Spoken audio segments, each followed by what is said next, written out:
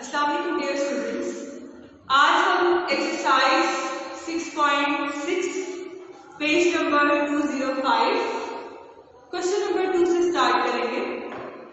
Question number 2 है find the 11th term of the sequence. जबकि sequence हमारे पास given है 1 plus iota 2 and 4 divided by 1 plus iota up to 1। Clear है बच्चों? तो हमें इसको ज्योमेट्रिक प्रोग्रेशन से सॉल्व करना है, यानी जीपी के थ्रू। तो सबसे पहले हम लिखेंगे सॉल्यूशन में फर्स्ट टर्म। यहाँ पे बच्चों हमारे पास फर्स्ट टर्म है 1 प्लस आयोटा, ऐसे ही। तो फर्स्ट टर्म हम लिखेंगे 1 प्लस आयोटा। इसके बाद बच्चों कॉमन रेशियो कैसे निकालेंगे? सेकेंड टर्म को डिवाइड कर देंगे फर्स्ट टर्म के साथ, ठीक है। अब ये बात आपने याद रखनी है कि हमारे पास डिनोमिनेटर में कभी भी आयोटा नहीं आना चाहिए, ये न्यूमरेटर में ही हो, ठीक है। इसको डिनोमिनेटर से खत्म करने के लिए हम क्या करेंगे? हम रेशनलाइज करेंगे, ठीक है। उसमें हम क्या करते हैं, ये आएगा 2 डिवाइडेड बाय 1 प्लस आयोटा। हम मल्टीप्लाई करेंगे 1 माइनस आयोटा से, इसी से क्या कर देंगे? डिवाइड कर देंगे। अगर यहाँ प्लस है तो यहाँ माइनस कर देंगे, अगर यहाँ माइनस है तो इसके साथ क्या कर देंगे? प्लस कर देंगे। अब यह आएगा 2 into 1 minus iota divided by, formula लिखेगा a प्लस b और a माइनस b का फॉर्मूला होगा a का स्क्वायर माइनस b का स्क्वायर। यह आ जाएगा हमारे पास 2 into 1 minus iota divided by 1 minus, अगर आपको याद रखना है कि आयोटा का स्क्वायर इक्वल है हमारे पास -1 के, ठीक है।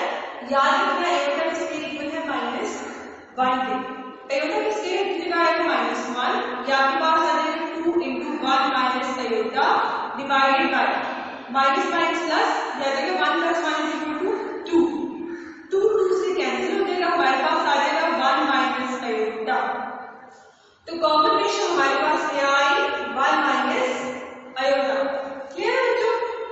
इसके बाद नेक्स्ट जो चीज है वो हमारे पास है 11 टर्म, यानी कि यहाँ पे n हमारे पास क्या है? 11। क्लियर है? अब हम क्या करेंगे? अब हम डायरेक्ट फॉर्मूला अप्लाई करके लिख देंगे। लिखेंगे using an is equal to a1 rn minus 1। n की जगह आ जाएगा 11 is equal to, first term हमने निकाली है 1 प्लस आयोटा, यहां से रेस कर देते हैं।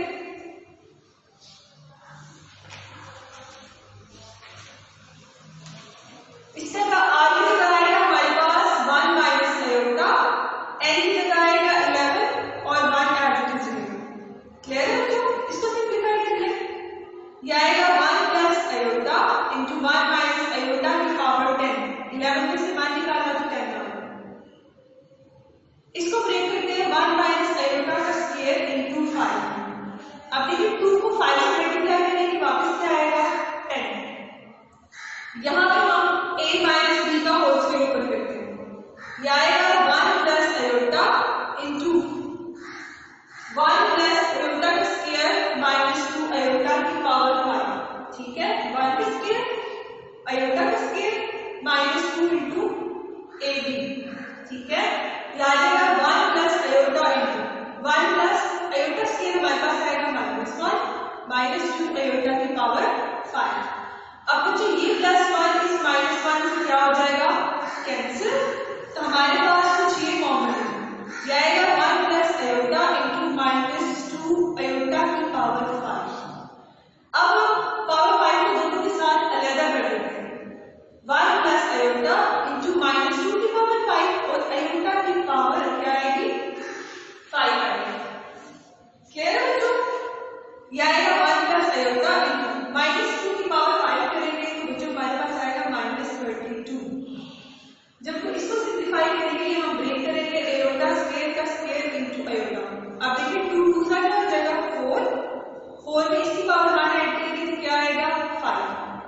यह आएगा 1 plus iota into -32 into iota square होता है हमारे पास -1, इसका स्क्वायर एज इट इज और ये iota as it is. 1 plus iota into -32। अब -1 का जब स्क्वायर लेंगे तो बच्चों क्या आएगा? 1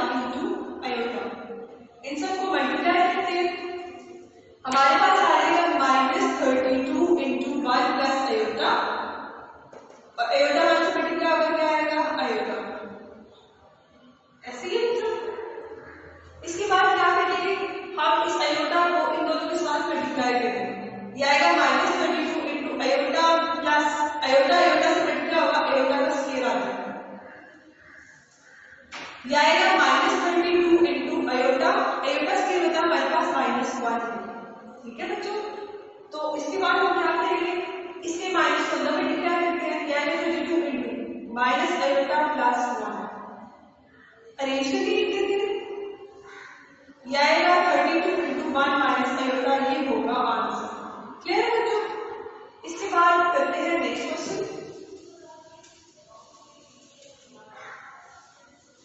क्वेश्चन नंबर 2 के बाद है क्वेश्चन नंबर 3। क्वेश्चन नंबर 3 में कहता है find 12th term. 12th term निकालिए, जबकि सीक्वेंस है हमारे पास 1 plus iota 2 iota -2 plus 2 iota up to 1। Clear?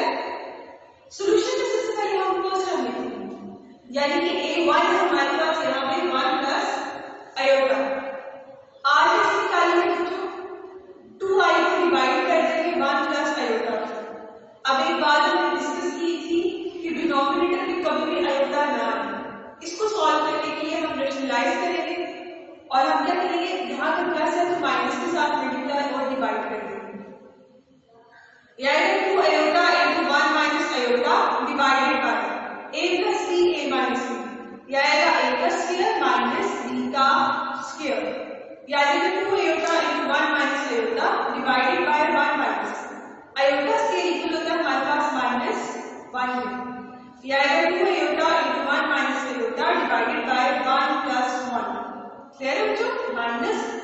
Minus b क्या हो गया प्लस, प्लस में कितना आ रहा है बच्चों 2 आ रहा है, ऐसे ये 2 इस 2 से कैंसिल, आपके पास क्या आ जाएगा आयोटा इंटू 1 माइनस आयोटा। अब इसे आयोटा को मल्टीप्लाई कर दें, क्या आएगा आयोटा माइनस आयोटा का स्क्वायर। बच्चों आयोटा स्क्वायर हमारे पास इक्वल होता है -1। अब ये माइनस क्या हो जाएगा प्लस, ये आ जाएगा आयोटा प्लस 1। तो ये आपके पास क्या आ गई कॉमन रेशियो। अब बच्चों हम क्या करेंगे, हम डायरेक्ट फॉर्मूला में पुट कर देंगे। ठीक है, ये मैं साइड पे रख देती हूँ।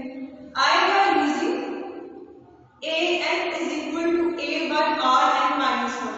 अब n हमारे पास यहाँ पे क्या है बच्चों, n है हमारे पास यहाँ पे 12, या आएगा a12 is equal to a1 हमने निकाला 1 प्लस आयोटा, और यहाँ आएगा r की जगह आयोटा प्लस 1 का 1 plus iota, iota plus 1 power हमारे पास बनेगी 12 माइनस 1, यानी 1 प्लस आयोटा इंटू अरेंज करके लिख सकते हैं 1 प्लस आयोटा में लिख सकते हैं, यह आ जाएगा 11। क्लियर? इसके बाद हम क्या करेंगे, हम इसको ब्रेक करके सॉल्व करते हैं। अब देखिए बच्चों दोनों सेम है, जब बेसिस सेम हो तो पावर क्या होती है ऐड होती है, इसकी पावर 11 है इसकी पावर 1 है, दोनों ऐड हो गया है 1 प्लस आयोटा की पावर 12। अब यहाँ पे इसको ब्रेक करके सॉल्व करते हैं, ठीक है, पावर 6 होता है, यह आएगा 1 प्लस आयोटा का स्क्वायर की पावर 6। 2 जब 6 से मल्टीप्लाई होगा बच्चों दोबारा क्या आ जाएगा 12 आ जाएगा। इससे हम फॉर्मूला वन करेंगे a प्लस b का होल स्क्वायर, यह आ जाएगा 1 प्लस आयोटा का स्क्वायर प्लस 2 आयोटा की पावर 6। मजीद सॉल्व करते हैं तो हमारे पास आएगा 1 प्लस आयोटा का स्क्वायर, आयोटा स्क्वायर बच्चों हमारे पास इक्वल होता है -1 प्लस 2 आयोटा की पावर 6, ये इससे कैंसिल हो गया, तो ये हमारे पास बच्चों आएगा 2 आयोटा की पावर 6। दोनों को अलग करते हैं, 2 का पावर 6 और आयोटा की पावर 6।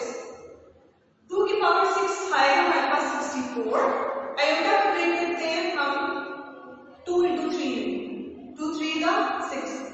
हम ऑलरेडी जानते हैं कि आयोटा स्क्वायर इक्वल होता है -1 की पावर 3।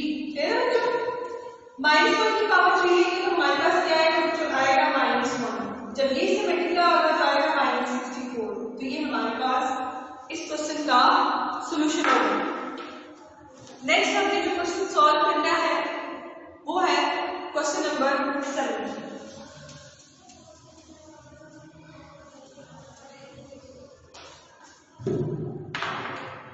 क्वेश्चन नंबर 7 है,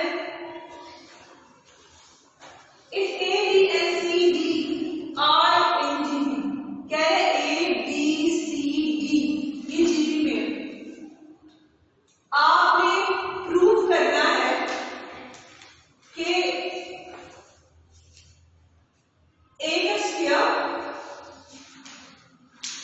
माइनस बी का स्क्वायर कॉमा बी का स्क्वायर माइनस सी का स्क्वायर कॉमा सी का स्क्वायर माइनस डी का square are in G P.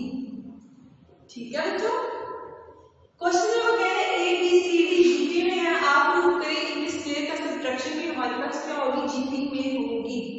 GP में होने से क्या मुराद है बच्चों, जीपी में होने से मुराद है कि हम इसको इसमें डिवाइड करें, इसको इसमें करेंगे, इसको इसमें करें, कॉमन रेशियो क्या होगी, सेम रहेगी। ठीक है, कॉमन रेशियो सबकी एक जैसी रहेगी। तो आप लिखिए since A B C D are in GP so there exists common ratio, और वो कॉमन रेशियो हमारे पास क्या होगी, यह आएगा b divided by a, c divided by b, d divided by c is equal to r, यानी common ratio क्या होगी, सेम होगी। सेकंड को फोर्थ में करें, थर्ड को सेकंड में करें, फोर्थ को थर्ड में करें, तो हमारे पास आर सबका सेम होगा। अब देखिए ये तमाम वैल्यूज आर की इक्वल है, ऐसे ही तो हम इन तमाम वैल्यूज को आर के साथ अलग अलग कर देते हैं। हम लिखते हैं B over A is equal to R, C over B is equal to R, D over C is equal to R. Clear है? क्रॉस मल्टीप्लाई करेंगे तो b is equal to A R आ जाएगा, यहां पे करेंगे तो c is equal to B R आ जाएगा। अब बच्चों हमने b की वैल्यू निकाली है ए आर, इसे यहां पे पुट करते हैं ए आर इंटू आर, इन वैल्यूज को हम ऊपर करके लिख देते हैं। यहां पे आएगा c is equal to A R का स्क्वायर, इसी तरह यहां पे पुट करेंगे तो आएगा d is equal to C R. अब बच्चों यहाँ c की वैल्यू हमें पता है, c की वैल्यू ये हमने निकाली ए आर का स्क्वायर, इसको पुट करेंगे और इसका r एज इट इज रहेगा, तो हमारे पास d आ जाएगा ए आर की पावर 3। क्लियर है? तो हमने b की वैल्यू निकाली, c की निकाली और d की भी निकाली। अब ये हमने बात की सिर्फ इस गिवन डेटा की, ठीक है, सिर्फ गिवन डेटा की बात की अभी हमने, अभी हम मेन क्वेश्चन में नहीं आए। ठीक है, अब हम मेन क्वेश्चन पे आते हैं। उसने कहा है कि स्क्वायर और सेंटर पे माइनस साइन हो तो वो भी जीपी में ही होगा। अब उस चीज को सॉल्व करते हैं। हम लिखेंगे a का स्क्वायर माइनस b का स्क्वायर कॉमा b का स्क्वायर माइनस c का स्क्वायर, c का स्क्वायर माइनस d का स्क्वायर और इन जीपी। यहां बिल कर देते हैं, will be in GP if कब होगा, जब इसको इसमें डिवाइड करें और इसको इसमें डिवाइड करें तो हमारे पास दोनों का सॉल्यूशन सेम है, यानी कि दोनों एक दूसरे के इक्वल होंगे। यह आएगा b का स्क्वायर माइनस c का स्क्वायर डिवाइडेड बाय a का स्क्वायर माइनस b का स्क्वायर इक्वल होगा c का स्क्वायर माइनस d का स्क्वायर डिवाइडेड बाय b का स्क्वायर माइनस c का स्क्वायर। ठीक है, इनकी कॉमन रेशियो हमारे पास यानी कि ये दोनों आर की इक्वल होंगे, कॉमन रेशियो सेम होगी। अब बच्चों जो हमने वैल्यूज निकाली है b c और d, इन वैल्यूज को हम यहां पुट करते हैं। b की जगह आएगा ए आर, अब चूंकि इसमें स्क्वायर है तो इसमें क्या आएगा स्क्वायर, c की वैल्यू पुट करते हैं, चूंकि इसमें स्क्वायर है इसमें भी स्क्वायर आएगा, a एज इट इज रहेगा क्योंकि यहां पे इसकी कोई भी वैल्यू नहीं है। b की वैल्यू पुट करते हैं, यह आएगा ए आर का whole square is equal to c की वैल्यू है ए आर का स्क्वायर, चूंकि इसमें स्क्वायर है तो इसमें स्क्वायर आएगा, b की वैल्यू हमारे पास है ए आर की पावर 3, यह आ जाएगा ए आर की पावर 3 का स्क्वायर डिवाइडेड बाय b की जगह वैल्यू पुट करते हैं ए आर का स्क्वायर माइनस c की जगह वैल्यू आएगा ए आर के स्क्वायर का स्क्वायर। तो बच्चों हमने क्या किया, हमने सिंपली वैल्यूज को पुट किया। ठीक है, पुट करने के बाद हम सिंपलीफाई करते हैं। ठीक है, दोनों में स्क्वायर अलग अलग हो गए, ये आ a का स्क्वायर r का स्क्वायर, ये a का स्क्वायर r की पावर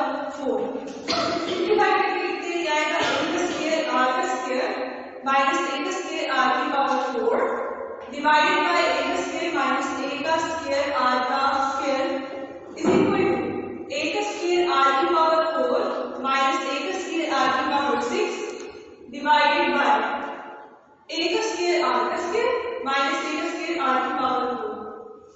अब यहाँ से ए का स्क्वायर आर का स्क्वायर कॉमन आ रहा है, कॉमन निकालते हैं, हमारे पास बचेगा 1 माइनस आर का स्क्वायर। डिनोमिनेटर में से ए का स्क्वायर कॉमन आ रहा है, कॉमन निकालते हैं। यहाँ से ए का स्क्वायर आर की पावर 4 कॉमन आ रहा है, इसको बाहर निकालते हैं।